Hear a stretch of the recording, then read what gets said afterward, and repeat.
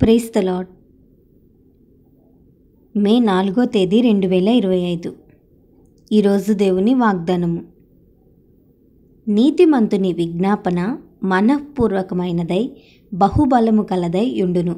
యాకోబు రాసిన పత్రిక 5వ అధ్యాయం 16వ వచనం.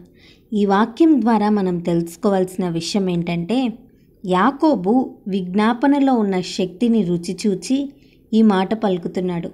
విజ్ఞాపన ఎంత శక్తి కలిగినదంటే నీ జీవితంలో గొప్ప కార్యాలు చేస్తుంది. ఇది చాలా బలమైనది, చాలా శక్తివంతమైనది. నీ జీవితంలో నీ బలము చేత, నీ శక్తి చేత, నీ జ్ఞానము చేత, నీ పలుకుబడి చేత, నీ ప్రయత్నముల చేత చెయ్యలేని పనులను కూడా ప్రార్థన ద్వారా, విజ్ఞాపన ద్వారా జరుగుతాయి. నీవు విజ్ఞాపన చేస్తున్నావా? ప్రార్థన చేస్తున్నావా? దేనిని బట్టి కృంగిపోక, దిగులు పడక, దేనిని బట్టి కూడా నీవు చింతించి ఓడిపోవద్దు. కానీ ప్రతి విషయాన్ని విజ్ఞాపన ద్వారా దేవునికి తెలియచేస్తే దేవుడు గొప్ప కార్యాలు చేస్తాడు. నీ కుటుంబ పరిస్థితులు బాగలేవా? నీ భర్తకు, నీ బిడ్డలకు రక్షణ లేదా? నీ శత్రువులు నిన్ను బాధిస్తున్నారా? అయితే విజ్ఞాపన చేయి. నీ విజ్ఞాపన బహుబలమైన కార్యములను జరిగిస్తుంది. నీవు అనుకున్న కాలంలో అవి జరగకపోయినా తప్పకుండా దేవుడు జరిగిస్తాడు.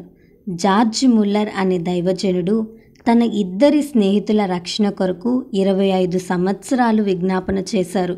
ఒకానొక రోజు తన 2 స్నేహితులు రక్షణ పొంది జార్జ్ ముల్లర్ గారిని కలవడానికి వస్తే ఆ రోజే జార్జ్ ముల్లర్ గారు మరణించారు.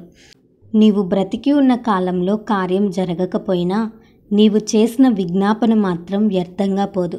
ఖచ్చితంగా గొప్ప కార్యాన్ని జరిగిస్తుంది. కాబట్టి విసుక్కోకుండా, వేసారిపోకుండా, దిగులు చెందకుండా దేవుని సన్నిధిలో విజ్ఞాపన చేయి. నీ ప్రతి అవసరాన్ని, నీ ప్రతి కష్టాన్ని దేవుని సన్నిధిలో విజ్ఞాపన ద్వారా దేవునికి తెలియచేయి. గొప్ప బలమైన కార్యములు నీ జీవితంలో పొందుకుంటాం. ఈ వాగ్దానం దేవుడు మనందరి జీవితంలో నెరవేర్చునుగాక. ఆమెన్. ఈ వీడియో మీకు దీవెనకరంగా, ఆశీర్వాదకరంగా అనిపించినట్లయితే లైక్ చేయండి, షేర్ చేయండి, కామెంట్ చేయండి, సబ్స్క్రైబ్ చేసుకోండి. మీ ప్రార్థన అవసరతలను మాకు కామెంట్ రూపంలో తెలపండి. మీ కొరకు తప్పక ప్రార్థిస్తాం.